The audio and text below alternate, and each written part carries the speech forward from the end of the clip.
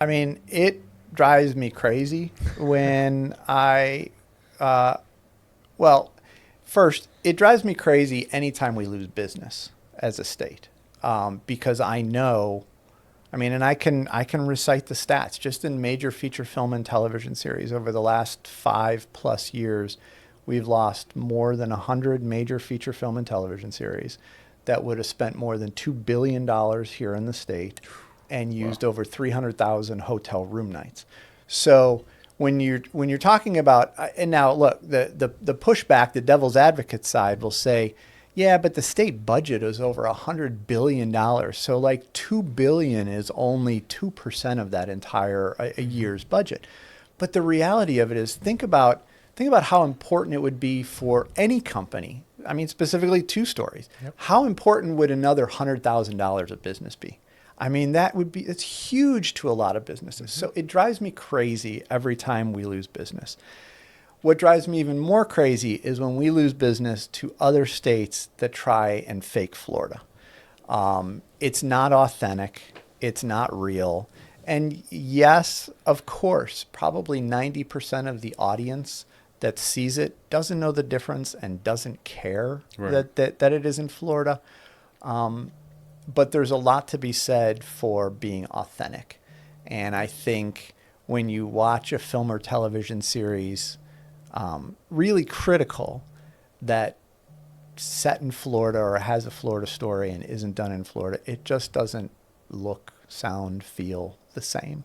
And so, look, of everything that we do, if we could just get Florida stories to film in Florida, we would be in a much better position. So yeah, it I, drives me crazy. I couldn't agree more on that. I mean, just if it's Florida, film in Florida. Yeah. Like crazy concept, right?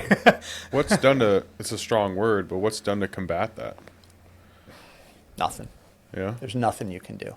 I mean, ultimately, a lot of that comes down to the state incentives issues, where I'm sure most projects that are set in Florida would absolutely love to film in Florida. But if they're gonna get, 20% rebate or tax credit in North Carolina or Georgia or Louisiana or Texas, from a business standpoint, it's hard to argue with them. Like, I mean, from our perspective, we say, look, if you bring that budget to us, we're smarter. We know what we're doing here. We're going to be able to save you probably about that 20%. But most times it doesn't even get to that point. Most projects aren't even allowed to reach out to the local film commissions or the Department of Commerce or even us, about bringing a project to Florida because they've been mandated from their financial people to only look where there are incentives. And since we don't have a state incentive, we only have the local incentives. A lot of them don't even get the opportunity. So it really is just comes down to money most of the time, which, that's why there's a local incentive here in Pinellas County. There's one in Hillsborough County, one in Jacksonville, Miami-Dade, and Broward right now. Palm Beach has their own separate type of program as well. So there are definitely some local incentives that are trying to help combat that.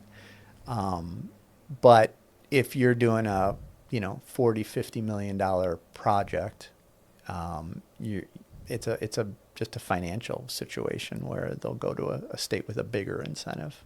Yeah, a statewide.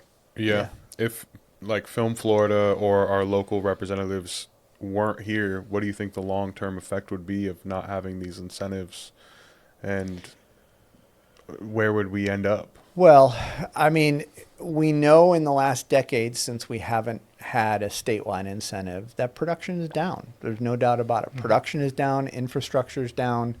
And when you say production, is it film, like screen, or is it It's even local businesses, it's like we said? all because Oh. there is the trickle down. That's Gotcha. the thing, is that a statewide incentive program is far more of a marketing tool than it is a financial tool. Because let's just take the old incentive program in Florida. The last big one they had was 2010 to 2016. It ran out of funding in 2014, but just for statute it was on the books from 2010 to 2016. 300 projects got that incentive, participated in that incentive. There are literally hundreds of projects going on every day here in the state of Florida. Yeah. So a very, very, very small amount of projects actually benefit from a financial incentive. But it is the marketing side of it where, because you have that incentive, the industry in general knows that the state is production friendly, open for business, whatever term you want to use. And so even if they may not qualify, they'll see this movie or this television series and say, that looks like a cool place, let's go there. Well, when there are less of those, there are less of the other projects that see it and want to come here, so they don't. There's the perception that because we don't have a statewide incentive program, that the state isn't interested in the industry. So if you're coming from another state, why would you go to a state that's not interested in our industry when you can go somewhere else? Yeah. So there's a lot of things. And then from the working standpoint, again, only 300 jobs or only 300 projects got that old incentive program. But every one of those projects average somewhere between 500 and 1,000 people working on them each day, which means the other jobs that are happening need to be filled with other people that work in the industry. Yep. There are a lot of people that work in the state of Florida that have no interest in working in film and television. They just want to do corporate videos. They just want to do convention videos. They want to do music videos. Sports stuff. They want to do those type of things.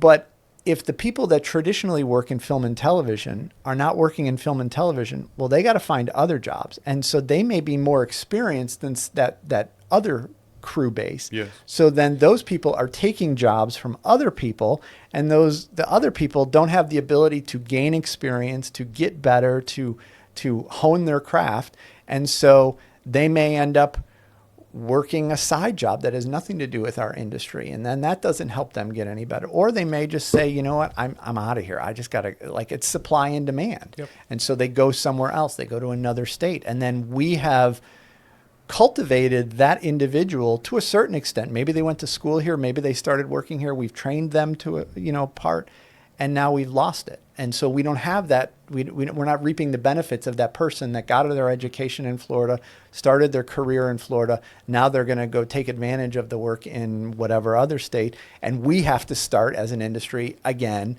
find a college student, cultivate them, educate them, bring them along, and then they can, and so hope they stay.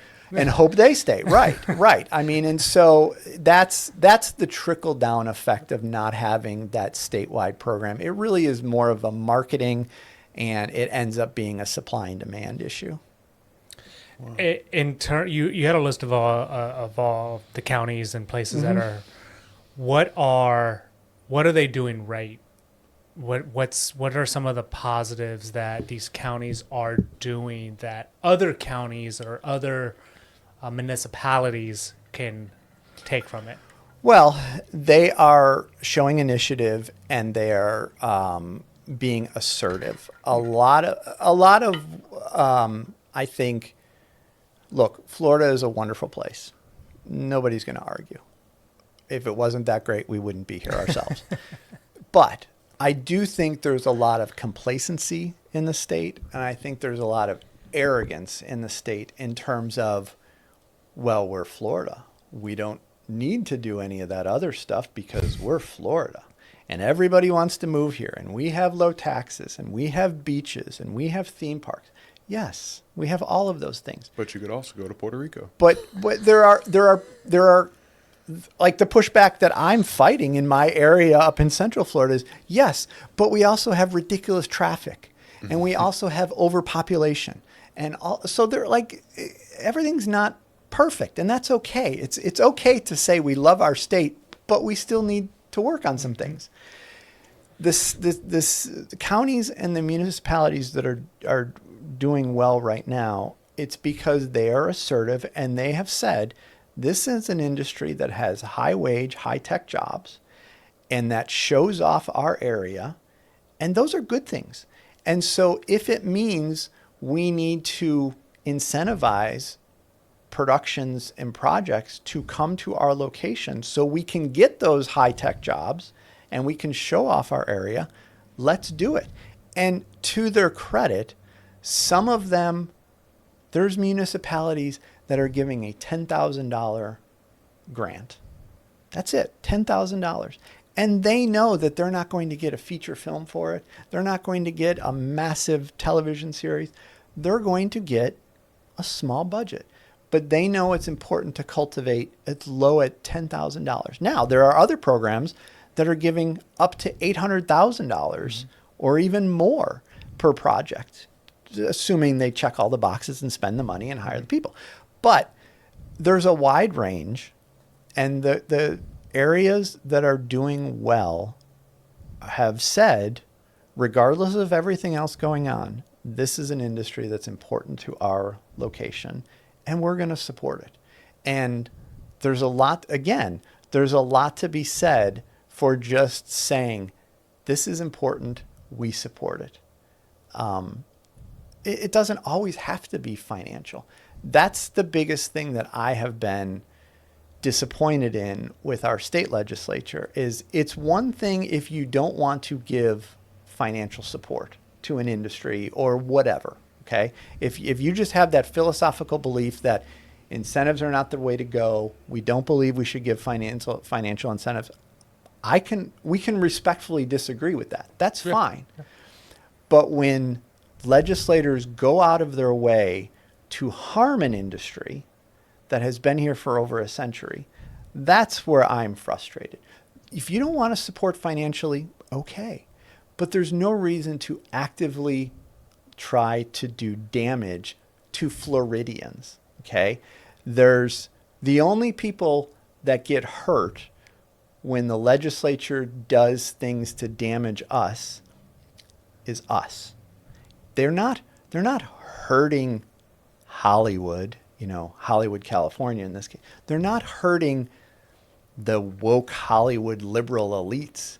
They're hurting Floridians because it makes it harder for you and me and everybody that works in this industry to pay their bills, which means it hurts our families and our kids. And we go home at night instead of, teaching our kids, helping them with their math and their language arts and their science in school. We're trying to figure out how are we going to pay payroll next week. And oh my God, I hope this client signs this contract tomorrow because I need to get the deposit in so we can get going, so we can continue, to get the next one and then the next one. The legislature has made it harder for Floridians that work in our industry to survive. And that's the part that has been most frustrating to me over the last 4 or 5 years. It is terrible to see. I mean, even from just a personal level, I've seen countless amounts of people go from filmmakers working in the industry to working at FedEx or Postal Service or working at a restaurant. And I don't know.